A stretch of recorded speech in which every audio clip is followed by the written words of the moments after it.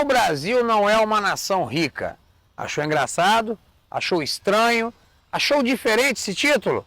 Se é essa a sua questão, venha conhecer o nosso vídeo, a nossa história. Mas antes eu tenho que te fazer um pedido, meu irmão. Aperte o sininho, se inscreva no canal, compartilhe esse material que é para o nosso enriquecimento. Aqui quem fala é o Wellington Calegari do projeto OJL. Tamo junto!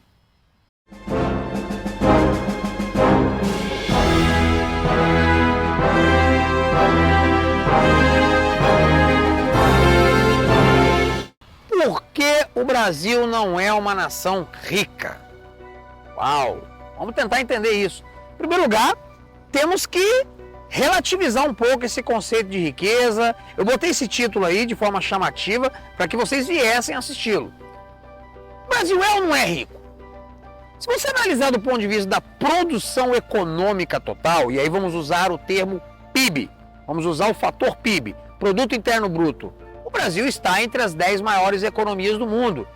Então o Brasil seria um dos 10 países mais ricos do mundo? Não. Porque não é a melhor forma de você olhar. É claro, o Brasil é um país de 215 milhões de habitantes.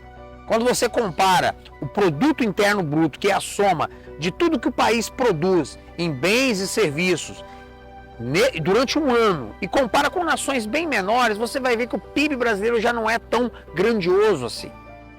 Um país como a Suíça, por exemplo, possui um PIB bem menor do que o nosso. Mas quando você divide por uma população que é de apenas 7 milhões de habitantes, aí você começa a ver resultados. Atualmente o PIB nominal dos suíços é de aproximadamente 59 mil dólares ano, enquanto que o dos brasileiros é de aproximadamente 10 mil dólares. Então, per capita, do ponto de vista por cabeça, se todas as riquezas da Suíça em bens e serviços fossem divididos igualitariamente por todos os seus cidadãos, o que é só uma medida abstrata, não é uma coisa real, obviamente, mas se fosse feito, cada suíço receberia quase 60 mil dólares, enquanto que os brasileiros receberiam aproximadamente 10 mil. Então, somos bem mais pobres que o suíço. Em termos per capita, o Brasil está hoje mais ou menos em 78º, 77º lugar entre as nações do mundo. Somos uma nação de renda média. Mas afinal, Calegari, o que faz essa diferença entre as nações? Por que algumas são altamente desenvolvidas, são altamente ricas e outras não? Falar em riqueza, falar em desenvolvimento econômico, que é isso que se traduz afinal, nós estamos falando de aumento não de produção, mas principalmente de produtividade. Estamos falando de produção por pessoa. Em média, o trabalhador brasileiro, ele produz cerca de 1/5 do que um trabalhador americano, para vocês terem uma ideia. Ué, mas então o brasileiro é preguiçoso e o americano é trabalhador? Não, não tem nada a ver com horas trabalhadas.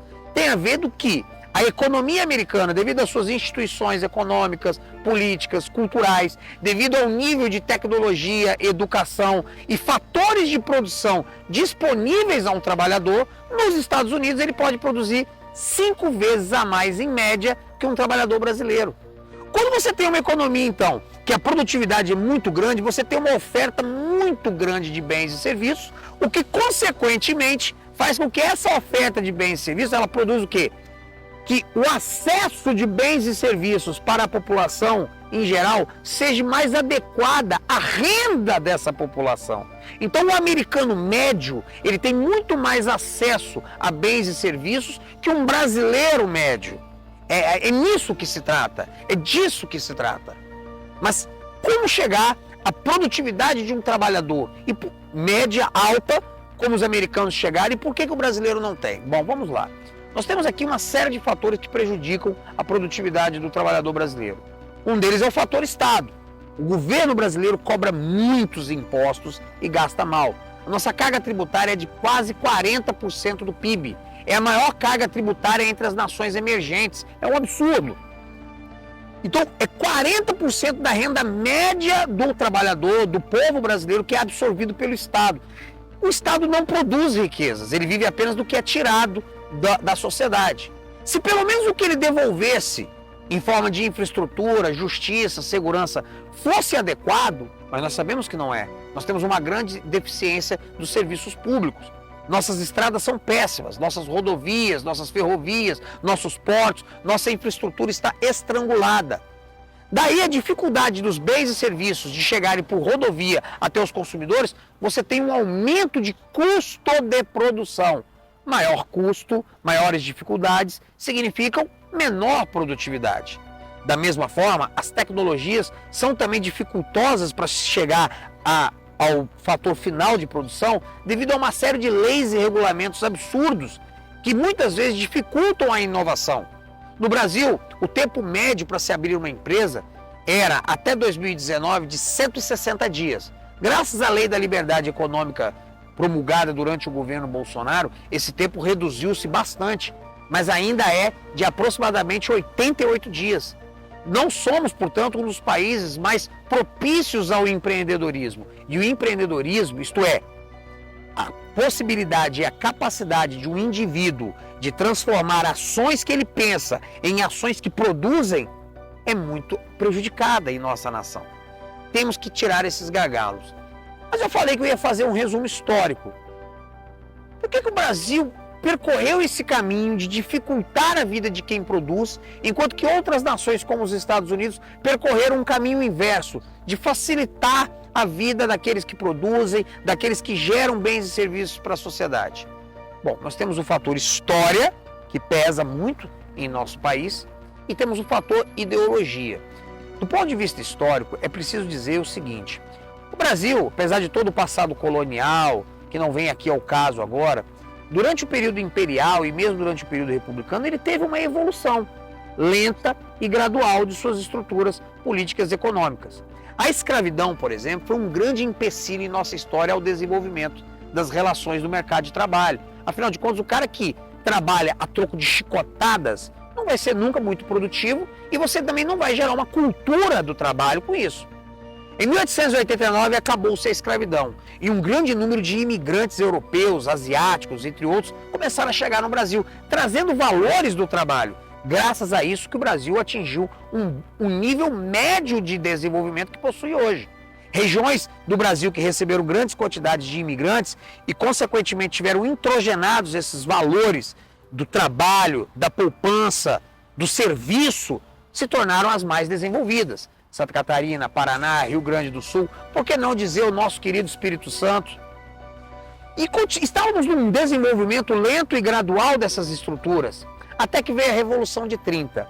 A Revolução de 30 ela é um marco, pois se por um lado ela acelerou o desenvolvimento industrial de alguns setores-chave do Brasil, por outro ela condenou o Brasil a um modelo de desenvolvimento industrial dirigido. Como assim, Calegari?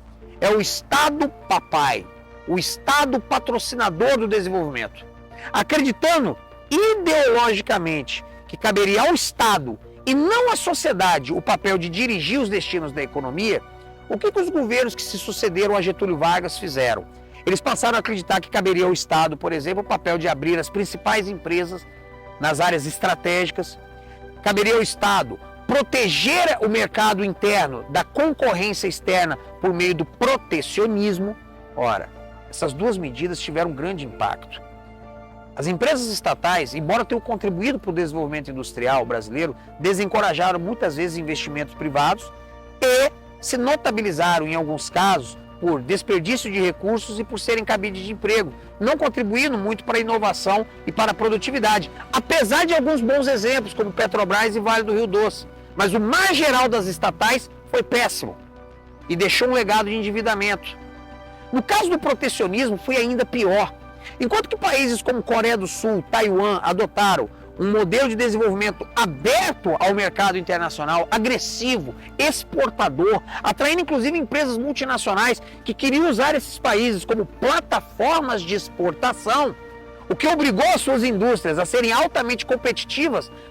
Aqui no Brasil, o protecionismo criou indústrias de estufa, isto é, empresas acostumadas a um mercado protegido, sem ter que concorrer com produtos de alta qualidade, de alta inovação, sabendo que teria um mercado cativo. Basta dizer o nível das montadoras brasileiras até o início dos anos 90, quando tínhamos apenas 4 montadoras produzindo modelos de carro muito inferiores ao que elas produziam nas suas próprias matrizes. Isso é o que o protecionismo gerou no Brasil. Esse modelo, em grande parte, foi reforçado durante o regime militar, em que tivemos grandes avanços industriais, mas a economia cresceu de forma torta e distorcida, com o endividamento externo, em grande parte puxado pelas obras públicas e pelas estatais deficitárias, e inflação, causada por uma expansão monetária absurda que tinha que financiar o investimento público, não é verdade? E concentração de renda puxada pela hiperinflação. Pois quem é prejudicado pela inflação? O trabalhador assalariado, e não o banqueiro, não o empresário. Daí muitas das mazelas sociais que no Brasil se culpa os ricos, os donos de renda, mas que na verdade cabe ao Estado. Esse modelo foi em grande parte desmantelado nos anos 90 durante as reformas neoliberais de Fernando Henrique Cardoso, mas foi apenas em parte desmantelado. Muitas empresas estatais foram vendidas, é verdade, mas em seu lugar surgiram as agências reguladoras, órgãos monstruosos que regulam ao extremo a vida do cidadão brasileiro e das empresas. Então nossa economia continuou a ser altamente controlada pelo Estado. A dívida pública, ao invés de diminuir, continuou a crescer, e hoje nós temos uma dívida pública batendo em 75% do PIB. E a carga tributária, como eles pararam de recorrer ao crescimento da base monetária, a carga tributária só cresceu. E o que é pior, paralelo a isso, tivemos o avanço dos chamados direitos sociais, pois o bojo da Constituição de 88 estava estabelecido o quê? De que o Estado deveria garantir aos cidadãos brasileiros direitos universais básicos, saúde, assistência social. Embora nós saibamos que esses serviços são muitas vezes porcamente dados ao povo, a verdade é que eles ainda assim custam muito caro. Se você juntar isso à corrupção endêmica do nosso Estado, nós temos um Estado altamente gastador, perdulário. Então o modelo Vargas, ele foi apenas modificado, mas não destruído, não totalmente substituído por uma nova concepção de Estado. Mesmo no protecionismo, continuamos com o modelo protecionista em vários setores. Basta dizer que ainda hoje, por exemplo, os nossos carros produzidos no Brasil têm que ter 65% dos seus componentes fabricados aqui dentro. Não à toa, os carros do Brasil estão entre os mais caros do mundo. 2010, quando os governos Lula e Dilma implantaram a chamada nova matriz econômica. Na verdade, o novo que é o velho. Criaram um modelo econômico baseado numa expansão absurda do crédito para as famílias, expansão monetária, juros artificialmente baixos e investimento estrangeiro, basicamente de caráter especulativo. Tudo isso ancorado no extraordinário crescimento do valor das commodities exportadas pelo Brasil à China. Era um momento especial, um momento que o Brasil, como outras economias, poderia ter disparado se tivéssemos feito reformas focadas no aumento da produtividade, mas não fizemos. Era mais fácil apostar no consumo fácil das famílias e em seu endividamento. No momento em que o endividamento público e privado das famílias chegou num nível insustentável, o modelo colapsou por volta de 2013 e 2014. Quando então vivemos nossa segunda década perdida, a década de 2010. Uma década de crise, de caos, uma década de inclusive de insurgência dos movimentos populares e que resultou não à toa na ascensão dos movimentos de direita e na eleição do presidente Jair Bolsonaro em 2018.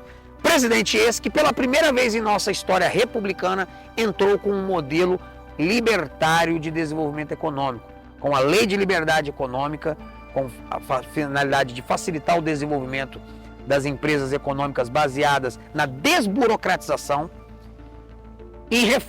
na nova reforma da Previdência, com o objetivo de diminuir o gasto público, e uma série de iniciativas para desregulamentar a economia e dar maior liberdade para o cidadão. Infelizmente, esse governo não conseguiu se reeleger em 2022. E agora, no terceiro governo Lula, vemos a reedição de uma série de medidas fracassadas, cuja tendência, nós sabemos, é retornar o Brasil ao velho, ultrapassado, arcaico e nocivo modelo desenvolvimentista endividador que não dá certo para nos enriquecer como nação. Aqui quem fala é o Wellington Calegari, do projeto OJL.